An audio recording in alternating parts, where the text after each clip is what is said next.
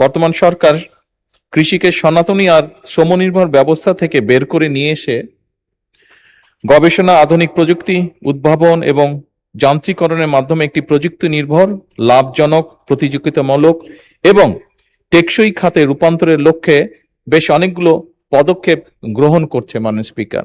কারণ আজকে থেকে 10 বছর বলি, 20 বছর বলি, 30 বছর আগে আমাদের যেই জনসংখ্যা ছিল, আমাদের জনসংখ্যা অনেক বৃদ্ধি পেয়েছে। তার ফলে আমাদের যে কোনো কৃষিজাত পণ্য উৎপাদন আমাদেরকে বাড়াতে হবে এবং সেই জন্য সনাতনী পদ্ধতিতে যদি আমরা থাকি এই উৎপাদন বাড়ানো সম্ভব নয়। মাননীয় স্পিকার, বর্তমান সরকার যে সকল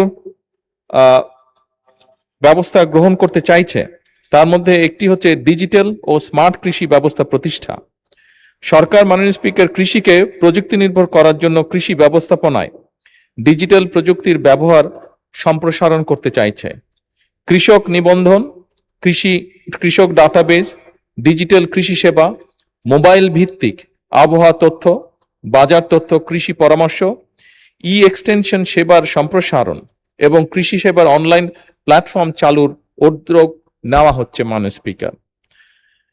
এর বাইরে একই সাথে কৃষক কার্ড, কৃষকের ডিজিটাল ডাটাবেস এবং সরকারি সেবা কৃষকের নিকট সরাসরি পৌঁছে দেবার জন্য কৃষক কার্ড বিতরণ কার্যক্রম শুরু করতে যাচ্ছে ইনশাল্লাহ সরকার।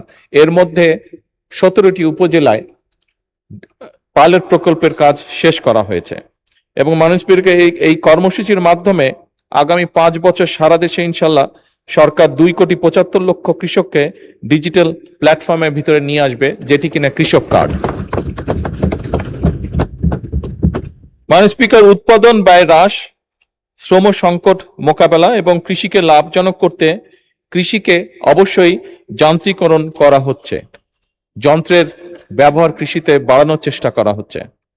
একই সাথে সরকার কৃষিতে রিমোট সেন্সিং, কৃত্রিম বুদ্ধিমত্তা বা AI, internet of things, drone প্রযুক্তি, জিআইএস, স্যাটেলাইট তথ্য, বিগ ডাটা এবং আধুনিক তথ্য প্রযুক্তির ব্যবহার সম্প্রসারণের উদ্যোগ গ্রহণ করছে।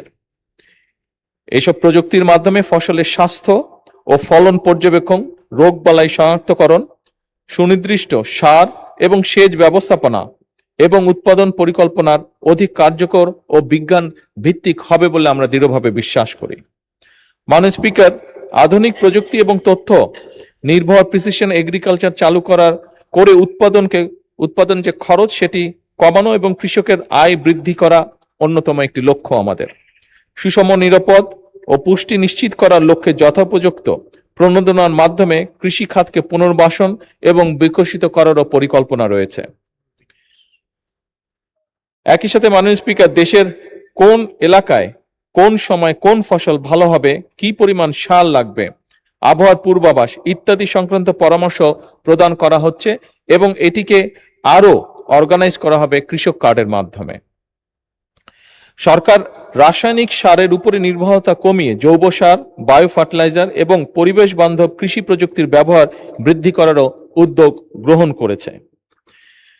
জলবায়ু পরিবর্তনের প্রভাব মোকাবেলায় কৃষিকে জলবায়ু স্মার্ট এবং অভিযোজন সক্ষম খাতে রূপান্তর করা হবে।